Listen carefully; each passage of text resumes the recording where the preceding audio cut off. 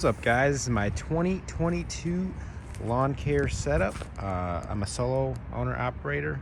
I did have guys working for me last year, and this year I'm just going right back to solo. Less stress, less headaches, and let's get right into this. So what we have here, we have a 2003 F250. I drove 4.5 hours away to get this thing. I had to go down to I think Vermillion, Ohio or something. I live up here in Michigan in the Metro Detroit area, Plymouth. And then once I picked up the truck, I had a couple issues. So what we did is we put new manifolds on it. We changed the oil, did all the spark plugs, all that, typical maintenance stuff. Just the 5-4 manifolds are a bitch. So that's one thing we did. We have these flashers that I just put in. Those are just Amazon cheapos. I didn't wire them up yet, so I just got to wire them up. We have the cat plate. We have my logo on the side. 15, I don't know why, it just looks good. That was my football number when I was younger, so I like it. We have 5% tint all the way around. The windshield's 35, I believe, or 20, one of the two. I picked up these wheels for only $200 through Facebook Marketplace with tires and everything, rims and tires. The only thing I had to do with these newer Super Duty wheels is I had to put spacers on them because the 03 front end with the leaf springs, it would have rubbed on them, which it actually probably needs the leaf springs.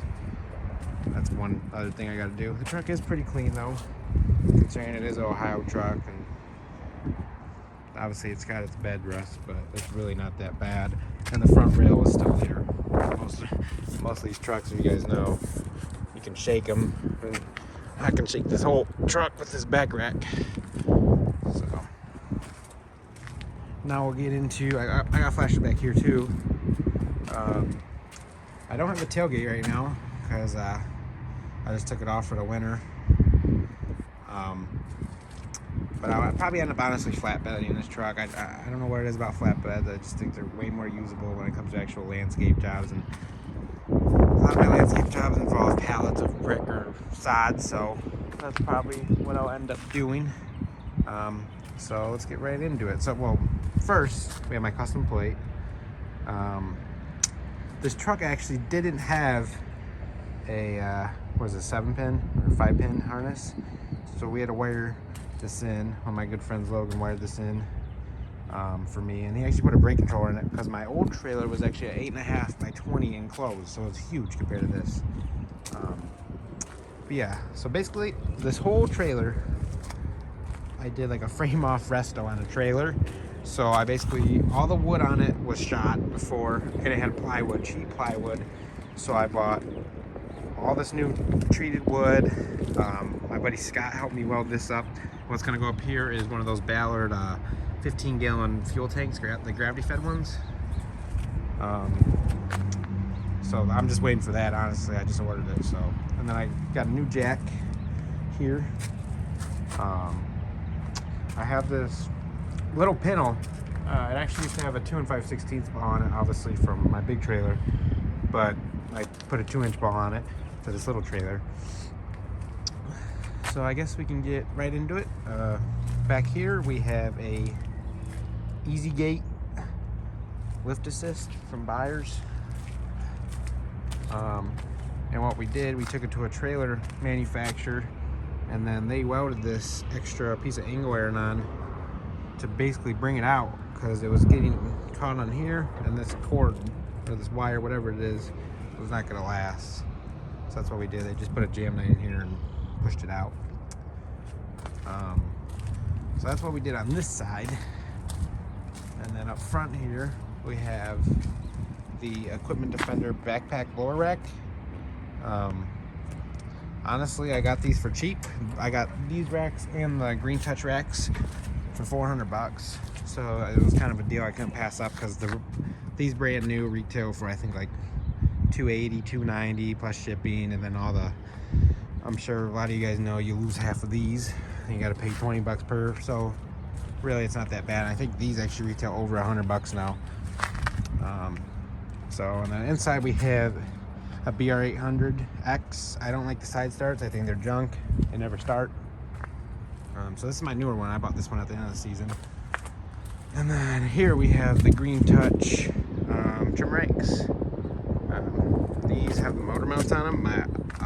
On my last open trailer a couple years ago, I had the old school yellow ones, and they didn't have the motor mounts, and I actually snapped one of these heads because these still heads are pretty heavy, which a lot of you guys probably know. If you guys run still, you guys obviously know they're much heavier than the competition, but just the power to weight on these 111 RXs, you can't really beat it. These 111 RXs are actually really light for how much power they have. Probably wondering what these are. This is for the Darwin grip. When my buddy Evan works for me, he's 6'5", and he needs the Darwin grip because obviously this is just way too short for him. He'll have a broken back by the end of the day. So yeah, these are all 111s, even the Edger. So that's a FC 111, and these are FS 111 RX. And I do have one normal 111, but it's not the RX, and it is very heavy, I will say that. And then what we did, Logan, my buddy Logan from Logan's Lawn and Snow in Livonia helped me weld this little piece of angle iron to help assist these, because you guys probably know if you mount these on the top rail, they're very wobbly, and it's still very wobbly, but it just helps it a lot, because before this, these things would be moving left and right. Because obviously you can mount these down here, like there's a bracket that comes off here and up top, but then that brings the trimmer really low and down here, and I would have had to mount it way forward from the fender, so it would have been sticking out over here, and it's just really low, and I felt like dirt and debris and water, if it rains, will get all up in it more than being up here. And back here we have another equipment defender rack, same exact rack as up front. This is my older BR800. This is like the BR800 that I started with, and I really like it. It's got its fair wear and tear, and it doesn't have the muffler guard on anymore. You can see the rust inside there from it being sitting out when it's rain and stuff. But other than that, it's been a good blower. So what we'll do here is we'll open up the back.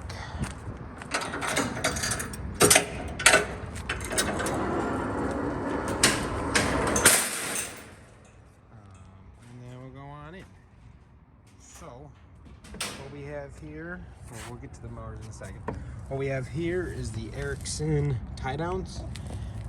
Logan runs these on his X-Mark Laser Z. He's actually the one that recommended me to them, and I literally just put them on, and they work damn good. I mean, this mower doesn't move at all. I'm moving the whole truck and trailer with these stupid tie downs. So we'll see how much I actually like them when it actually comes to loading and unloading them. You know, 4-minute drive, stuff like that. I don't know if I'll actually strap them down every drive, but we'll see. See, that's on both sides, obviously. And then this is new to me. This is a 2022 Toro Multi-Force Grandstand 60-inch. So the option I got with it is I got the light kit. I got the 4-foot blade, which I know you're supposed to get a 5-foot blade if you have a 60-inch deck, because the casters don't. This caster, I think, sticks out too far.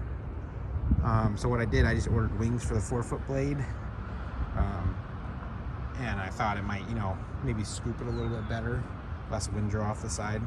And then last minute, my dealer Procore Power Equipment in New Philadelphia, Ohio, they installed this quick shoot, which I don't even know if it'll actually shut. It probably won't actually shut with the tray like that. Then obviously I got the low flow hydros. Low flow hydraulics kit, I guess you can say. And then this is for that. The lights are here. This is your PTO, obviously your throttle, your ignition is there. The only thing I do, coming from a Ferris guy, I'm a huge Ferris guy, the comfortability of a Ferris Z1, Z2, Z3, they're all very comfortable. And the safeties in the platform, and I actually really like that. But this one, the safety's in the handles, and it's very annoying, I can already tell. Just by, you know, when you turn around and stuff, I'm sure I'll get used to it, obviously. I'm gonna have to get used to it. That's the only thing I really noticed. And this pad, obviously I don't expect this mower to be any sort of close to the fairest comfortability, because it is a multi-purpose machine. I mean, you're gonna have to use this machine winter, summer, fall, spring. I did actually get a bagger kit with the two, but they're waiting on that because no one has them. So that's another thing that it's a little irritating. You can't really get much in 2022. That's why I literally had to go to Ohio to get this. So we had one problem when right when I got this machine. I got home and these fittings were actually loose. And speaking from my Toro rep and Pro 4 Power Equipment, actually a lot of these low flows, they come from the dealer like as a whole kit. And so obviously the dealer doesn't touch these. They just kind of put this box on and then connect down here. And this has nothing to do with dealer stuff. So I thought it was dealer stuff. So but my dealer did call me. They told me just to tighten down. And then it was perfectly fine. Here's the other side of the Ericsson tie downs. This is my first ever 60-inch mower. My Ferris's were a 52 and 36. So I'm interested to see how that works out. I just actually bought this 22-inch Toro recycler just for backup or whatever, little backyards, because my goal was to not have any gated backyards this year, but already I think I've took on one or two that are gated, but they're priced very high. So so what I did with this one to tie it down was just put wood all the way around it, because I had an extra piece of wood from the trailer. And so far it hasn't moved. I mean, it's got this far rail. I might end up putting a bungee cord over the top of it or a ratchet strap and put D-rings on each side, but we'll see. The only thing I've noticed is once I do get the bagger, I don't even know if it'll fit on the trailer. It might not. So right now I think I have about maybe an inch of spare on this side, and we have probably about 5-6 inches, but the problem is we welded that angle iron. So what I might have to just do is when we do put that bagger on, I might just not have tie downs, or just move the tie downs back or forward, vice versa, or however I get this thing in. But yeah, that's about it.